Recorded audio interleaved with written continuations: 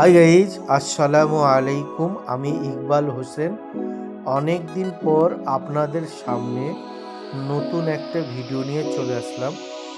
আর দেখতেই পাচ্ছেন বাবুর মতন গরম গরম ম্যাগি খাচ্ছি। হ্যাঁ, আজকে সন্ধ্যাবেলায় বললাম ম্যাগি খাবো, তাই শুরু হয়ে গেল ম্যাগি তৈরি করা। গরম তেল, পেঁয়াজ কুচি, লঙ্কা কুচি, তার সঙ্গে গাজর। কত সুন্দর লাগছে দেখুন গাজর, তারপরে মটরশুঁটি দিয়ে দিল।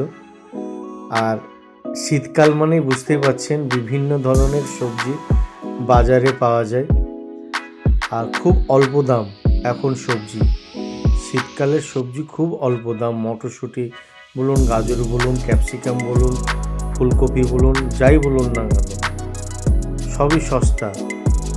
আর সবজির দিনগুলোই হচ্ছে শীতকাল, বিভিন্ন রকমের সবজি শীতকালেই পাবেন। আর ম্যাগি কে কে খেতে ভালোবাসেন অবশ্যই আমাকে কমেন্ট করে জানাবেন। আর ম্যাগি ছোট থেকে বড় সবাই খেতে ভালোবাসে, সেটা আমি জানি বন্ধুরা। ম্যাগি স্যুপ করে খায়, ম্যাগি দিয়ে ডিম করে খায়। কিন্তু বন্ধুরা, আপনারা একদিন গাজর কুচি আর মটরশুঁটি দিয়ে আর ডিম দিয়ে একদিন ম্যাগি করে খাবেন। সত্যি বলছি, আপনাদেরকে কি বলবো, অসাধারণ সেই লেভেলের একটা টেস্ট। আর সন্ধ্যাবেলা মানে বুঝতেই পাচ্ছেন, আর তার মধ্যে শীতের বেলায়, শীতের সন্ধ্যায়, আর গরম গরম গাজর দিয়ে, ডিম দিয়ে, মটরশুঁটি দিয়ে ম্যাগি খাওয়ার অসাধারণ একটা টেস্ট।